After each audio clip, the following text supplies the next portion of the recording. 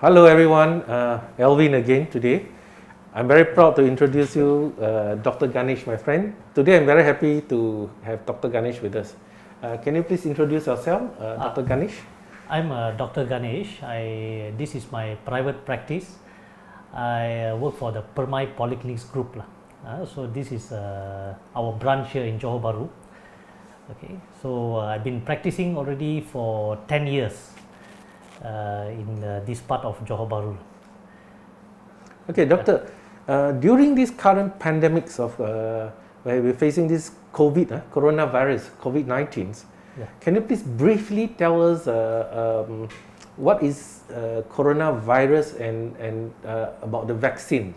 Okay, you see, now currently the whole world is going through a pandemic, as we all know, for the last almost 1.5 years already.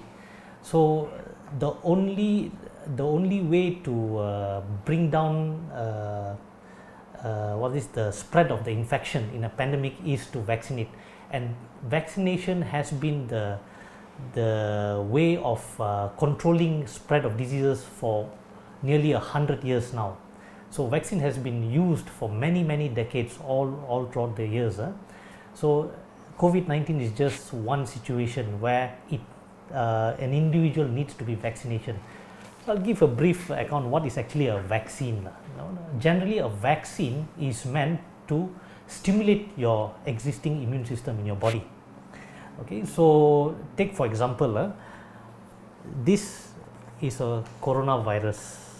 Okay, this is what you see here. Okay, so you can see this is the virus body and this is the virulence, what we call. The virulence is the one that causes the disease in your body. So in order to have a vaccine to stimulate your immune system to against the virus, we need to remove the virulence.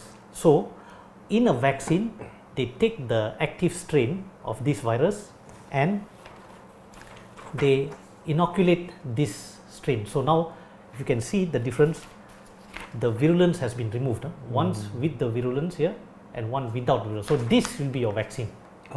This will be your vaccine. So as far as the DNA of the virus goes, the DNA is still in the virus.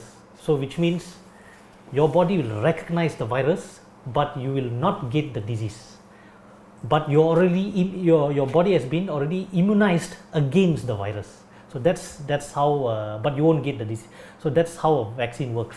I see. Okay. Doctor, can I ask you another question? For the coronavirus COVID-19 vaccines, what type of people are suitable and who are not suitable or not advisable to take the vaccines? Okay, based on the situation now, you see, as far as vaccine goes, any vaccine for that matter has to go through trials and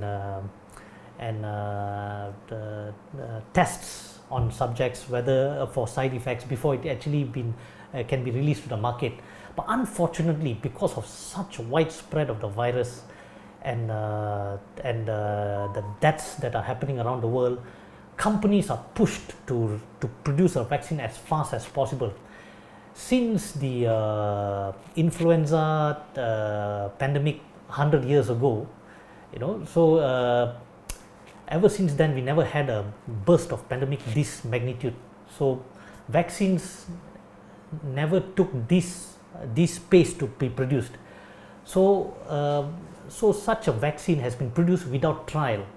So unfortunately the subjects that have been used to be vaccinated have to be the test subjects. So we learn from the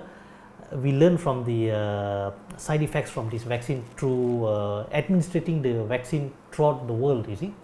So based on what data we have compiled around the world from the CDC and from our country and all respective countries, okay, so based on the current vaccines that are available now, like the Sinovac from China, AstraZeneca from UK and the Pfizer from United States, these are the main vaccines. So they have their own side effects. Okay, now when we talk about side effects, it has to outweigh necessity of it, and which means if it means to save a person's life, that's bigger than the side effect of it, by all means it's needed, you see. Okay, so and that has a percentage by its own self. Okay, so if you talk about side effects, all drugs got side effects, so vaccines are just the same.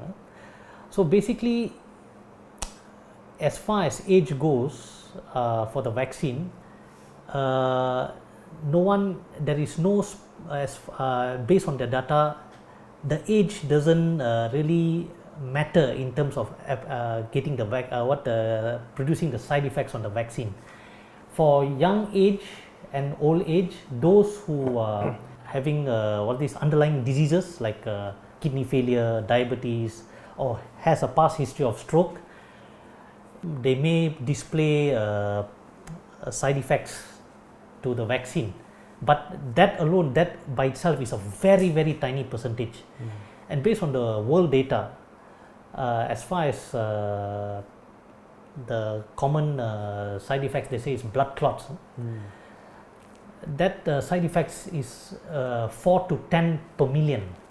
So which means if after 1 million doses, maybe 4 to 10% may get a side effects of blood clots.